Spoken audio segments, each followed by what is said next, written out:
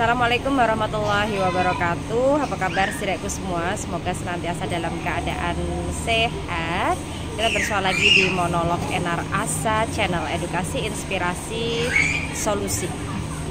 Saudaraku, terutama ini untuk adik-adikku yang Gen Z dan juga kepada orang tua ataupun walinya yang harus memiliki intensitas lebih untuk mengawasi anaknya terhadap fenomena hari ini yang ada di Kota Semarang tentang kenakalan remaja, yaitu tawuran antar kampung atau antar geng. Ya, sederek, belum lama juga di daerah tinggal Enar sendiri yang ada di Kecamatan Tugu, Kota Semarang, itu juga tidak luput dari adanya kenakalan remaja ataupun tawuran antar kampung ini, ya kan? Padahal sejauh ini Kecamatan Tugu itu sendiri dipandang ataupun dianggap yang paling aman di Kota Semarang. Ini berdasarkan data Semarang dalam angka dari waktu ke waktu, berdasarkan juga dalam pengamatan maupun tingkat kasus yang misalnya dirilis ataupun dihimpun dari Polsek setempat. Mbak Enar juga mantan wartawan ya, jadi hafal banget itu dari tahun ke tahun.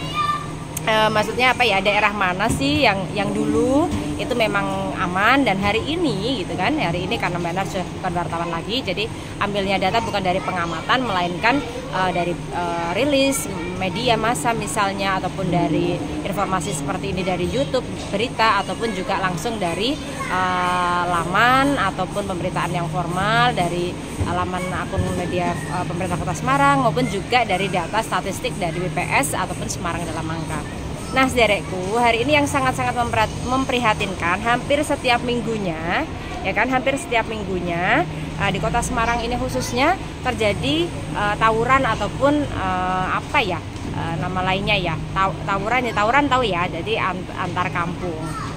Memang tidak di semua tempat, tidak di semua kecamatan di Kota Semarang, melainkan saya harus sebut nih di daerah-daerah Semarang Utara, di daerah Semarang Timur, di daerah Semarang yang bukan di daerah Barat ya.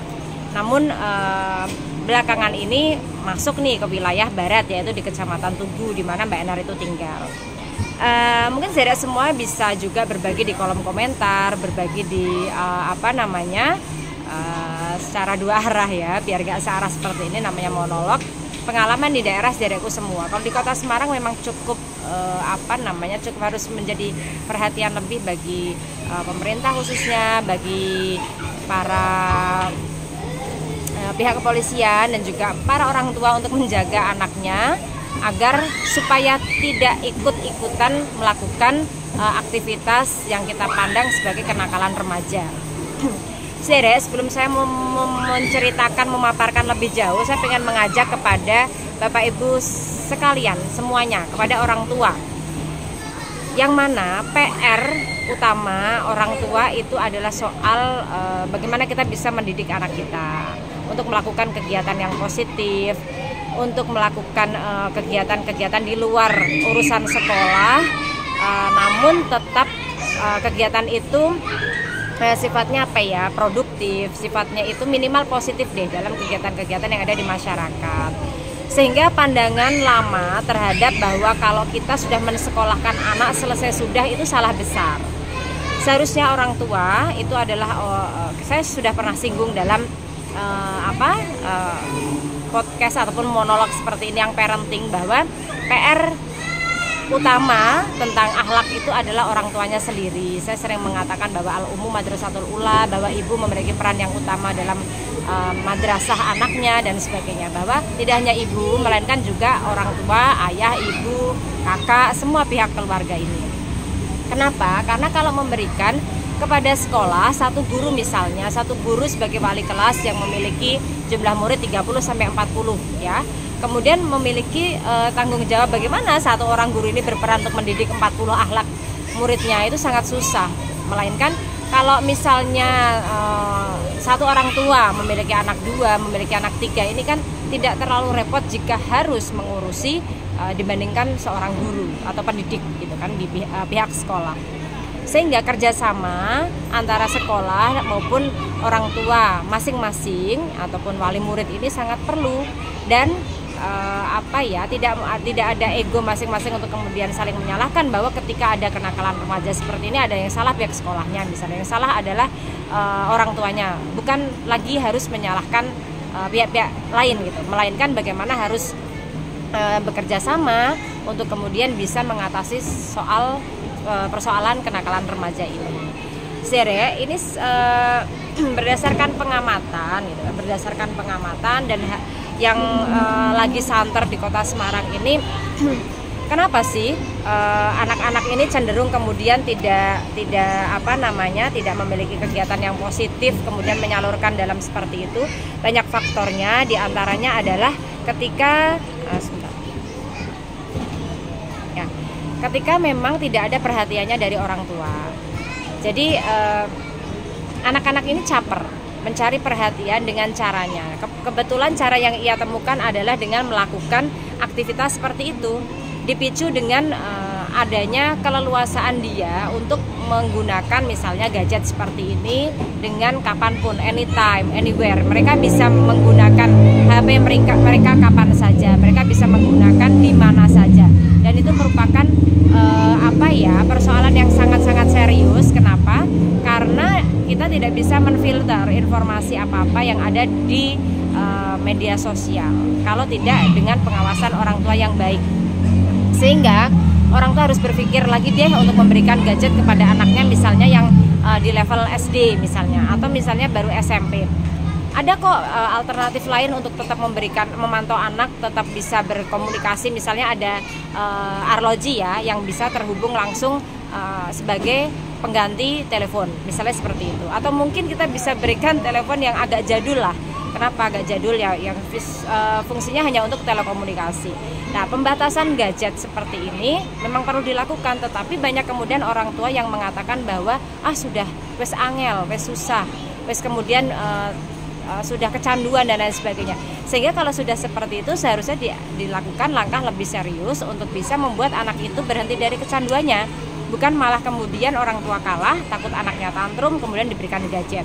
Sementara gadget ini memiliki andil besar karena informasi yang tidak terbendung itu membuat anak-anak yang masih labil ini, yang mencari sarana untuk aktualisasi diri dengan cara yang semau dia itu, seperti sedikit senggol bacok gitu, seperti salah sedikit dendam kemudian harus menghabisi temannya. Ini kan repot, menghabisi temannya dengan kemudian melakukan tawuran dan sebagainya.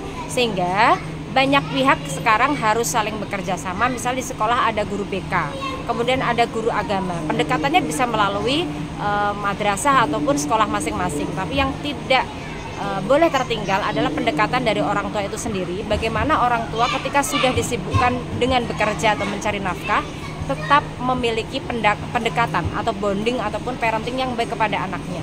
Tidak harus kemudian parenting yang baik itu harus ngaji diajarin sendiri, atau kemudian misalnya buat PR harus ditemanin orang tuanya sendiri, tidak. Tetapi ketika orang tua itu bisa menyalurkan ke hal-hal yang lebih positif lain, anaknya bisa diminta untuk contoh ya, les silat, les bahasa Inggris, atau kursus A, kursus B, atau anaknya diberikan saluran lain, diajak untuk kemudian dicontohkan untuk ya minimal 1 kali naik langgar atau musola kalau mungkin maghrib saja, ataupun ultimatum kamu harus pulang sebelum maghrib, atau kalau anaknya itu nggak pulang dicari dan sebagainya. Sehingga kerjasama antara guru, kemudian orang tua dan pihak-pihak terkait lainnya ini menjadi penting, sehingga tidak timbul kejadian saling menyalahkan dan adanya tawuran antar kampung yang kita lihat seperti salah satunya di Kota Semarang ini yang intens banget belakangan ini. Saya sebenarnya turut prihatin.